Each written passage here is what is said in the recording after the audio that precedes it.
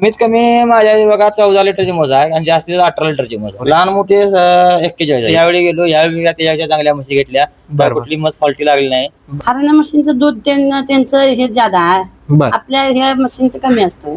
जिंद मधनं सर्व म्हशी खरेदी करतात 20 म्हशी. या धंद्यामध्ये काम करताना दुसऱ्यावर अवलंबून काय चालत नाही. स्वतः कष्ट करण्याची ताकद पाहिजे. मंडळी नमस्कार, कृषी सल्ला युट्यूब चॅनल मध्ये आपलं सर्वांचं स्वागत आहे. तर मंडळी आज आपण कोल्हापूर जिल्ह्यामध्ये कोनवडे या गावामध्ये आलेलो आहोत आणि या ठिकाणी या ताईंचा गोठा आहे. ते चांगल्या पद्धतीचं, चांगल्या जातीच्या म्हशींचं संगोपन करतात. ते कशा पद्धतीने करतात आणि त्यांच्या गोठ्यामध्ये कोणत्या जातीच्या म्हशी आहेत ते आपण या व्हिडिओच्या माध्यमातून जाणून घेणार आहोत. ताई नमस्कार. नमस्कार. परिचय करून द्या आपला. सुनीता विलास पाटील.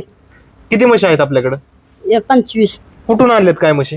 हरियाणामध्ये. मंडळी या ताईंनी हरियाणा मधून म्हशी आणलेल्या आहेत. दादा तुम्हीच गेलता का खरेदीला? मीच गेलतो हरियाणाला. बर, कशा कशा म्हशी आणल्या, कोणाकडून आणल्यात? मी 2025 ला मे मध्ये हरियाणाला गेलेलो. बर. महावीर नाईन यांच्यापाशी. पहिल्या वेळी मी 10 म्हशी घेतलेल्या, सर्व म्हशी दुधावर घेतलेल्या. बर. 60 लिटरचे पासिंग दिलेलं तिने एका टायमिंगला. म्हशीने 60 लिटर दूध पासिंग, 65 लिटर दूध पासिंग केलेलं त्यावेळी. परत मी जानेवारी महिन्यात गेलो, परत 10 म्हशी आणल्या. बर. त्यावेळी पण 50-55 लिटर दूध दिले. चालू आहे आता म्हशीचं त्या सुद्धा. बर बर बर. आणि जिंद मधनं सर्व म्हशी खरेदी करतात 20 म्हशी. बर. ही सुरू करण्याची कशी आयडिया आली तुम्हाला? काय सुरू करण्याची आयडिया तसं म्हणजे पहिल्यापासून जनावर असल्यामुळे त्याची आवड होती, म्हणून ते पहिले जनावर घरावर 3-4 जनावर होती. त्यानंतर असं आवडीन परत एकदम मोठा उभा केला. बर बर. पहिले डायरेक्ट हरियाणा म्हशी आणल्या का काय इथल्या होत्या? पहिल्या इथं आमच्या भागातल्या होत्या, नंतर जाऊन हरियाणा 10 म्हशी एकदम आणल्या. बर बर. ताई आता कसं नियोजन असतं तुमच्या गोठ्याचं? भैया लोक धारा त्यांनी काढतात, बर. त्यांच्याकडे सगळं दिलेलं आहे. हा हा. कुटी बिटी करणं. बर बर बर. याचे भैया नव्हतं त्यावेळेस तुम्हीच बघत होता का? हो, नाही भैया येता वेळी भैयाच आणलेलं तिकडे हरियाणाच नाही का. बर बर बर. एक आणलेला. बर बर बर. पहिल्या इथल्या म्हशी होत्या आणि आता हरियाणाच्या म्हशी आहेत, तर काय फरक वाटतो याच्यात?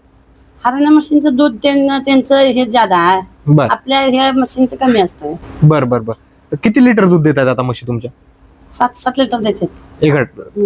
बर बर बर. 14-15 लिटरच्या म्हशी आहेत म्हणायचं. बर बर. दादा नमस्कार. माझ्या मुलग्यानं गोठा उभा केलेला आहे काय. बर. आणि त्याचं ते सगळी जबाबदारी बघतोय. बर बर बर. मग तुम्ही आपलं दोघ जण मदत करतोय आपण त्याला. कशी मदत करतायत आणि कसा गोठा चालू आहे आता सध्याला? गोट्याचे काय आता भया सगळी जबाबदारी बघतोय. बर. त्याला भयाला मदत मुलगाच आमचा करत असतोय काय. बऱ्याच गोष्टीची मदत त्याला करायची, बऱ्याच गोष्टीला म्हणजे डॉक्टर हे ते सगळ्या नियोजनात असतोय सारखं. बर. आणि आम्ही त्याला घरचं काही काम देतच नाही. बर बर बर. असं झालं. आता महावीर सरांनी जे तुम्हाला म्हशी दिल्यात त्या चांगल्या दिल्यात का? म्हशी चांगल्या दिल्यात की. बर. आज बघायसाठी आलेले आहेत, काय म्हणले ते? काय नाही म्हशीच पहिल्यापेक्षा चांगल्या म्हणले. बर. काय. आणि आता मागच्या वेळी नंतर 10 म्हशी दिल्या, ते आता म्हणजे वातावरण शांत झाल्यानंतर दुधाला वाढतील. बरोबर. आता जरा गरमी आहे जास्त. गरमी आहे जास्त. बरोबर बरोबर. महावीर सर नमस्ते. नमस्कार सर जी. परिचय करा के बापा. नमस्कार सर जी, मैं महावीर नारायण हरियाणा दिन से। अब ये सेठ के गोटे पे आए थे, इधर आके बहुत ही खुशी मिली है। भैंसों की तबीयत पानी देख के बहुत आनंद मिला हमें। जैसे भैंसों की केयरिंग की जाती है, बहुत अच्छी तरह से केयर किया, हरियाणा से भी अच्छा केयर किया हुआ। अच्छा. और पिछला लौट की जो भैंसी आई थी वो गाभिन भी हो गई, अभी बच्चा देने के रिपीट पे आ गई है। अच्छा अच्छा. मतलब बहुत से किसान बोलते हैं कि हम आउट ऑफ स्टेट से भैंस लाते हो तो गाभन करने में दिक्कत आती है, तो ऐसा कुछ भी दिक्कत नहीं है? ऐसा कोई भी दिक्कत नहीं, बाकी सेठ के मुंह से पूछेगा भी। हाँ. आता बरेच शेतकरी मित्र म्हणतात आपले की हरियाणा मधनं इकडून बाहेरनं म्हशी जर आणल्या तर त्या म्हशी गाभण राहत नाहीत, तर काय याच्यावर तुम्ही काय? असं काय नाही, आपलं स्वतःचं लक्ष पाहिजे त्या म्हशीवर. बर बर. ज्या म्हस कुठली गाभणला आली, काय आली, हे आपलं स्वतःच मध्ये आमच्या मुलग्याचं पूर्ण लक्ष आहे. म्हशी रात्री खाऊन पिऊन बसल्यानंतर रात्री 10 वाजता येऊन त्यांच्या बोत्याने फिरणे, तिची काय कचरा पडलाय का ते बघणे, दुसरी डॉक्टरला बोलून त्याची हे करणे, हे त्याची सगळी जबाबदारी पूर्ण तिची पार पाडतो. बर बर बर बर. त्यामुळे म्हशी पहिल्या म्हशी 10, परत आता आमच्या म्हणजे बच्चा म्हणजे 2 मशीन बच्चे दिले. 2 म्हशी आल्या, आता 8 म्हशी अजून पहिल्या यायच्या आहेत. म्हणजे काही अडचण आली नाही? काही अडचण आली नाही. म्हणजे प्रत्येक आई बापाला वाटतं की या मुलग्यानं नोकरी करावी किंवा म्हणजे असं नाही, हा व्यवसाय करूच नाही. हॅलो, म्हणजे कसं झालं माहितीये काय, त्याची डोक्या सुरुवातीपासून तो सिव्हिल डिप्लोमा झालेला माणूस आहे तो. बर. त्याची त्या कुठल्या नोकरीत लक्षच नाही, तो धंद्याशीच निगडीत आहे. बरं. त्यामुळे मग धंदा करतोच, धंदा करा असं करून आम्ही त्याला प्रत्येक गोष्टीची मदत करत गेलो, तिच्या ते उभा राहत निघालाय. बरं. आता चांगला परवडतोय का व्यवसाय? परवडतोय. कसं दूध जाते काय? दूध आता 65 लिटर रुपये प्रमाणे जाते की. बर बर बर. आता दादा तुम्ही हरियाणाला गेलतात, हरियाणानं म्हशी आणल्या तुम्ही चांगल्या क्वालिटीच्या, तर त्यांचा स्वभाव कसा आहे, तिथं खरेदी करण्याची कशी पद्धत होती काय? हरियाणामध्ये गेले की तुम्हाला राहायची सगळी खाण्यापिण्याची सोय एकदम चांगली आहे. तिथं तुम्हाला त्यांच्या गाडीने फिरवतात, सर्व भागात फिरवतात. तुम्हाला कुठं मस आवडेल तिथं मस घ्यायची. आपल्याला आवडली तर सांगायचं बाबा आम्हाला ही मस घ्यायची आहे, बर. तेव्हाच ते व्यवहार करून देतात. आणि कुठलाही व्यवहार असा खराब करत नाहीत, तुमच्या समोर व्यवहार करतात. त्यामुळे कधी म्हशी तिथं घ्यायला गेलं तुम्हाला कुठल्याही गोष्टीचा हे होणार नाही. बरोबर. आता तुम्ही डायरेक्ट म्हणजे एकटाच गेलतात का काय? पहिल्या वेळी मी एकटाच गेलेलो, त्यावेळी 10 म्हशी आणल्या. त्यावेळी यावेळी आमचा दादा आणि मी दोघे जण गेलेलो. काय अनुभव होता का त्यावेळेस तुम्हाला? पहिल्या वेळी गेलो त्यावेळी मी एकटा गेलो, नवीन होतो. त्यावेळेस चांगल्या म्हशी घेतल्या. नंतर ह्यावेळी गेलो, ह्यावेळी मी त्याच्या चांगल्या म्हशी घेतल्या. कुठली म्हस फॉल्टी लागली नाही. सगळ्या म्हशी चांगल्या दुधावर आहेत. आता चालू आहेत, आता व्याय झाल्या, त्या पण म्हशी चांगल्या, तिन्ही पण दूध चांगलं दिले. बरोबर. तुम्हाला असं नाही का वाटलं आपल्याला अनुभव नाही मग हे फसवतील काय अशा गोष्टी? नाही, इथं आपल्याला सर्व सगळे लोक म्हणतात हरियाणा गेले की कसल्या म्हशी देतात, खराब म्हशी देतात, आपण इकडनं परत घालू शकत नाही, असं सगळे लोक म्हणतात. की तसा काय विषय नाही. तिथे गेल्यानंतर आपल्याला पटलं तर घ्यायचं, नाही जर नाही पटलं आपण तिथनं उठून यायचं.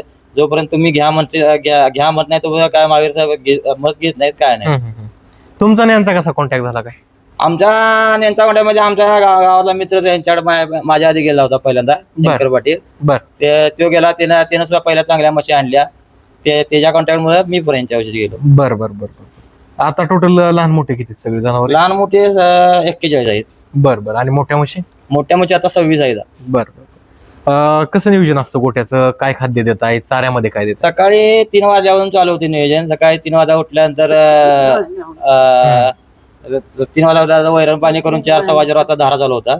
6 वाजे तर धारा पूर्ण होऊन धुवून घेऊन 8-8:30 वाजता जनावर बसतात. दुपारी परत 3च्या पुढे आहे असं चालू. बरं. पहिल्यापासून आई-वडिलांनी साधा आहे ह्याच्यात, प्रत्येक गोष्टीत मदत करतात. कुठल्याही पैशाला म्हणा कसा, इकडे मी इथं हजर नसलो ना कधी, स्वतः इथं आपल्याहून सगळं काम करतात. बरं. प्रत्येक गोष्टीत मदत करतात. बरं. काय सुरुवातीला अडचणी काय? अडचणी भरपूर आल्या. सुरुवातीला पैसे नव्हते, पैसे नसल्यामुळे असं इन्व्हेस्ट करत गेलो. आता काय बाया एवढी पहिल्यासारखी आता काय अडचणी नाही. बरं. म्हणजे आता काय एवढं टेन्शन जाता काम कमी आहे. बरं. आता पुढे कसं वाढवायचा हा व्यवसाय? पुढे वाढवायला आता 25 म्हशी झाल्या. आता रेड्या तयार व्हायला लागल्यात. 5-6 रेड्या तयार होत्या आता. बरं. बघायचं पुढे आपलं. आता दुधात जास्त दूध असल्यामुळे आता काय नियोजन नाही. दूध कमी झालं की परत 6-7 म्हशी घ्यायच्या. आता रेड्या कोणत्या स्टेजला आहेत? आता रेड्या 10-11 महिन्या रेड्या आहेत. रेड्या चांगल्या आहेत आता साधारण कमीत कमी आणि जास्तीत जास्त दूध देणारे? कमीत कमी माझ्या बघा 14 लिटरची म्हस आहे आणि जास्तीत 18 लिटरची म्हस आहे. बरं. खरोखर तेवढं देते? 18 लिटरची माझ्या कधी पण कुणी पण बसून दूध काढायचं. 18 लिटर पासिंग करून घ्यायच्या म्हशी. त्या म्हशीने हरियाणात किती दूध काढलेलं? त्या म्हशीने हरियाणामध्ये ज्या टायमा मी म्हस घेतली त्यावेळी ती म्हस वीक होती थोडी. त्यावेळी 13 लिटर दूध केलं तिने तिथं. माझ्याविषयी आल्यानंतर सुद्धा 1-2 महिना तेवढं दूध केलं तिने. नंतर एकदा इथं सेटल झाल्यानंतर ते 18 लिटर गेली. बरं. म्हणजे वाढलं दूध थोडक्यात. चांगल्या म्हशी दिल्या सगळ्या म्हशी? काय फॉल्टी फस वगैरे? मस फॉल्टी निघाय नाही आता बदल. 20 म्हशीत एक पण मस फॉल्टी निघाय नाही. माझं आता जूनच्या 10 तारखेला माझे 1 वर्ष होते पूर्ण. जूनच्या 1 वर्ष आत माझ्या 2 म्हशी आले जातात. बरं. काय सांगू शकता बाकीच्या जे तरुण आहेत ज्यांना नोकरी लागत नाही त्यांनी हा व्यवसाय करणं चांगलं आहे का? कसं आहे माहिती आहे, नवीन पोरांनी जर धंद्यात उतरायचं झालं तर सर्व पद्धतीत आपली ताकद पाहिजे आणि कष्ट करण्याची ताकद पाहिजे. सगळंच माणसं ठेवून धंदा होत नाही. सगळंच माणसी करून चालणार नाही. बरं. तेवढा तुमचे पैसे बाहेर जाणार, तुमचा इन्कम कमी पडणार. त्याच्यापेक्षा स्वतः राबलं तर त्यात पैसे दिसणार. म्हणजे आपण स्वतः राबलं पाहिजे करायचं झालं तर. नाहीतर काही उपयोगाचं नाही आहे ते. बरं. नाहीतर मग काय करायचं, वैरण तोडाय माणूस, कुट्टी कराय माणूस, हे करायचं. हा प्रत्येक प्रकारला माणूस चालत नाही. स्वतः कष्ट केलं तर त्यात पैसे दिसणार. म्हणजे आपलं थोडंफार याच्यात कष्ट पाहिजेच. बरोबर. सगळं दुसऱ्यावर अवलंबून राहून धंदा होत नाही. बरोबर. दादा तुम्ही काय सांगू शकता? या धंद्यामध्ये काम करताना दुसऱ्यावर अवलंबून काय चालत नाही. स्वतः कष्ट करण्याची ताकद पाहिजे. दुसऱ्यांच्यावर अवलंबून चालणार नाही. कसं आहे, स्वतः जर राब असला तर माणूस काही करू शकतोय. बरोबर. ह्या व्यवसायाला पुढे भविष्य कसं आहे, काय तुम्हाला काय म्हणायचं? भविष्यात दुधाची गरज आहे. दुधाची गरज आहे. फक्त दूधच पाहिजे.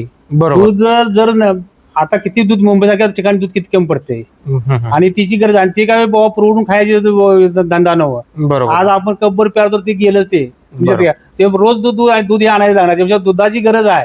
फक्त कष्ट करण्याची ताकद पाहिजे ताकद आपल्याला. पाहिजे. बरोबर तुमच्या लक्षात येऊ का? बरोबर. तेवढे तुम्ही कष्ट करणार तेवढं तुम्हाला त्याची बेनिफिट मिळत राहणार. बेनिफिट मिळतोय. बरोबर बरोबर बरोबर. आता बघा आमच्या म्हशी आता 12-13 म्हशी आमच्या दुधाच्या आहेत हा. हम्म, म्हणजे असताना 8 म्हशी गाभण आहेत. हम्म. तर नाही म्हटलं तर ₹1,00,000 बिल 10 दिवसाला येते. बर बर बर. दोन्ही बिलं खर्चाला गेली तर ₹1,00,000 त्याचा पगार आहे ना. खरंय खरंय. हा बरोबर. दोन बिलं जरी खर्चाला गेली हं. तरी बाबा भया पगार म्हणा, वैरण गाडी म्हणा, तुमचे हे दाना पाणी म्हणा, हे सगळं जरी गेलं तर 2 लाख जरी गेलं तर ₹1,00,000 त्याचं आहेच नाही. बरोबर बरोबर. आणि शेवटी भांडवल तिथे शिल्लक राहणार आहे. खरंय खरंय. हा समजा एखाद्या आम्ही समजा ट्रॅक्टर घेतला, टुळी केली, टुळी पळून गेली, 10-20 लाखाला बुडवलं, काय करायचं? खरंय. म्हणजे हा व्यवसाय चांगला आहे म्हणायचं. त्याच्या म्हणजे गटळीत आहे ना. हा? बरोबर बरोबर हा बरोबर ते गटळ बांधून ठेवले ना आम्ही. बरोबर बरोबर. त्याच्या कुणाकडे मागायला जायची गरज नाही. बरोबर आहे. तर मंडळी तुम्ही अशा पद्धतीने बघितलं की जर आपण स्वतः कष्ट केलं तर ते म्हणतायत की हा व्यवसाय चांगला आहे. आपल्याला त्याच्यात काम करण्याची आवड पाहिजे आणि आवड असल्याशिवाय व्यवसाय कुणीही करू करू नये. नये, करू नये. बरोबर आहे. व आवड असली तरच आपण कष्ट करू शकतो. आणि त्यांनी म्हशी देखील चांगल्या आणल्या.